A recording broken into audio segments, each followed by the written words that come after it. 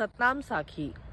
अज मां सिंधी समाचार के माध्यम से मुझा मुखी, मुझा पंच, मुझी सिंधी संस्थाऊं उन्हनि लाइ या समाज के हित लाइ एक पहिरीं विषय खणी आई हुअमि। अज मां वरी इन्हनि जे समक्ष आई आहियां। समाज के हित लाइ मुखियुनि ऐं पंचनि खे मुंहिंजी हिकिड़ी निमाणी विनती आहे त इन्हनि ते थोड़ो सो ध्यानु ॾिजे ऐं ध्यानु ॾियणो खपजे। थोड़े समय पहिरीं मूं वटि हिकु छोकिरी आई हुई। उन छोकिरी जा पिता किथे कमु कंदा आहिनि, उन्हनि जी नौकरी हटी वई। उन छोकिरी 2 महीने जी फीस न चुकाई आहे पंहिंजे कॉलेज जी। अहिड़ा जाम परिवार आहिनि, जाम कमज़ोर जेके वर्ग आहिनि, उहे इहा फीस नथा ॾेई सघनि। ॿार पढ़ी कोन पिया सघनि, पंहिंजूं धीअरूं पंहिंजूं न्याणियूं पढ़ी कोन पियूं सघनि।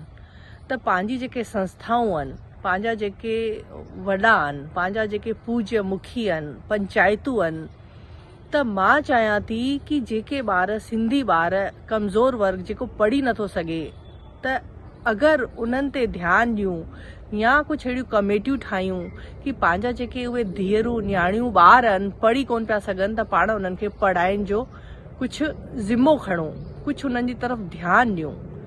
ॿी ॻाल्हि, घणेई जेके परिवार आहिनि उन में धीअरूं न्याणियुनि जूं शादी कोन पियूं थी सघनि, उन्हनि वटि कुछ पैसो घटि वधि आहे, त पंहिंजी जेकी पंचायत आहे अगरि थोड़ो हिस्सो उन जी हिस्सेदारी अगरि पाण निभाईंदा आहियूं त हुननि जेके धीअरुनि जी शादी थोड़ी उन में पाण मदद करे सघंदा आहियूं। पाण खे आशीर्वाद ई मिलंदो, छोकी पंचनि जी इन संस्थाउनि जी थोड़ी त जवाबदारी ठहे थी। थोड़ो ख्याल त पाण खे रखणो पवंदो, थोड़ो ध्यानु उन्हनि जो ॾियणु।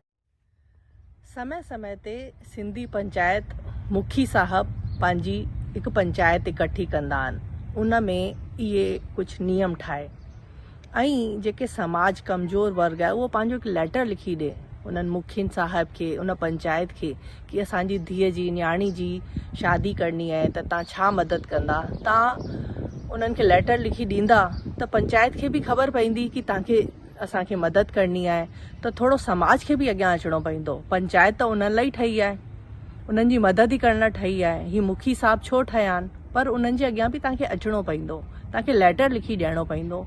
ऐं ॿी पंहिंजी पंचायतुनि में कॾहिं कॾहिं पाण हुनर लाइ रखी कि कॾहिं ब्यूटी पार्लर, कॾहिं मेहंदी, को सिलाई, जेको बि ॿारनि खे हुनर सिखणो आहे, कॾहिं कॾहिं इहा सुविधा बि पाण इहो हुनर बि पंहिंजे ॿारनि खे ॾेई सघूं था कि अॻियां वञी पंहिंजो ॿार कॾहिं हथ न फैलाए, उन वटि को हुनर ॾियूं।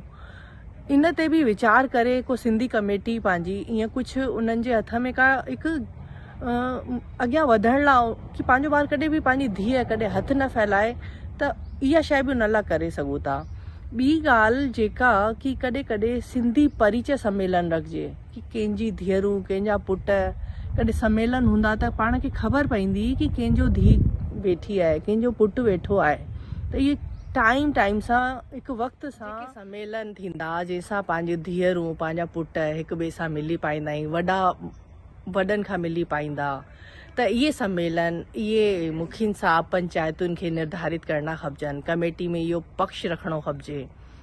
ऐं मुंहिंजे मुखी साहब खे ऐं मुंहिंजी संस्थाउनि खे, मुंहिंजी पंचायतुनि खे इहा निमाणी विनती आहे त इन ते ध्यानु ॾिजे ताकि पंहिंजा ॿार, पंहिंजूं न्याणियूं पढ़ी सघनि, शादी में उन्हनि खां तव्हांजी मदद मिली सघे।